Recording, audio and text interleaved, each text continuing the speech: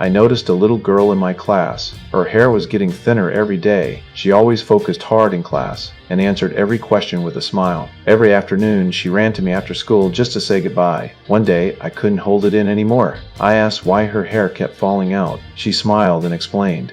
It's just short because of the medicine. Bye.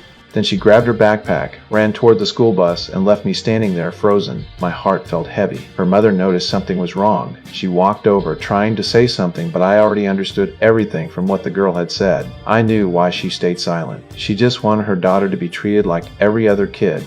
Is she gonna be okay? Heather just loves your class. She can't wait to get to school every day. And, I'd be grateful if you kept her secret a little longer.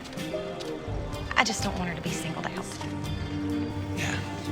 I held back my tears and waved goodbye with a smile. From that day on, I cared for her even more. I couldn't change her fate, but I could make her world a little warmer. She was always sweet, always kind, her smile brighter than sunlight. Once, she told me the only thing that made her sad was seeing her mom crying alone behind a closed door. My heart broke right there. A child that small already knew how to comfort others. There wasn't much I could do. I just listened, understood, and tried to bring her some joy. Then one day, she didn't show up to class. I felt it deep down. Something was wrong. I gathered the whole class, and we made her a gift, a small piece of our love and care. But weeks later, the news we all feared finally came. At her funeral, everyone walked into the church, except me. I stayed outside. I was afraid my strange noises would break that quiet sadness. I have Tourette's syndrome. When I get emotional, I can't control the sounds I make. Her mother came to me, asking me to come inside to say goodbye one last time. I wanted to refuse, but she insisted. You made such a huge difference in Heather's life. You were her favorite teacher. She held my arm and walked me in. I cried the whole time, trying to hold back the noises. But no one judged me, not a single person. For the first time, I felt understood. I've lived with Tourette's since I was a kid. In school, I was the one everyone laughed at. Even teachers treated me coldly. My father never understood. He thought I was just acting out. Come on.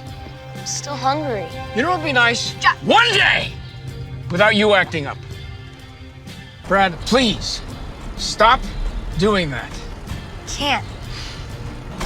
I said stop it! Stop it!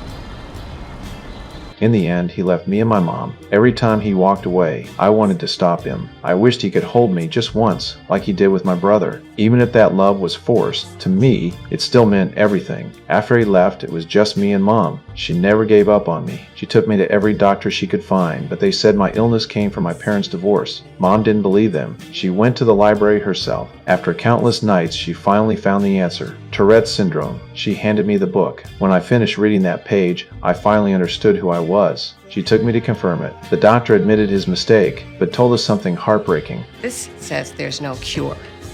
But that may have changed. This is an old book. That hasn't changed, Mrs. Cohen. Very sorry. Mom broke down. She cried, wishing I could just live a normal life. I hugged her, told her I was okay. She cried even harder, tears soaking my shoulder. There was no cure, but she never lost hope. She took me to a support group, hoping I could find strength there. People there had all kinds of tics. Some twitched, some jerked their heads, some leaned backward uncontrollably. Mom thought I could learn courage from them, but instead, they were all complaining about life. They blamed the world and gave up on change. I didn't want that life. I wanted something different. Mom watched for a while, then quietly took my hand and walked me out. I was 12 that year, and I learned something. Life isn't fair, but I can't bow to it. Even when everything goes wrong, I have to keep fighting. But Tourette's made school harder. What others learned in an hour took me 3. Even when I tried my best to control myself, the noises still slipped out. My classmates laughed. My teacher yelled. Once, she called me to the front and scolded me in front of everyone. I know you think you're the class clown, but I've had it with you. I told her I couldn't help it, but she didn't believe me. She made me apologize to the class. Sorry. Don't apologize to me. Apologize to them. Eyes up here, everyone. Sit up straight, please. Brad has something to say to you. I'm sorry. That you can't study because of me. In that moment, I felt like a joke, but I didn't cry. I told myself, even if the whole world doesn't understand me, I'll keep moving forward.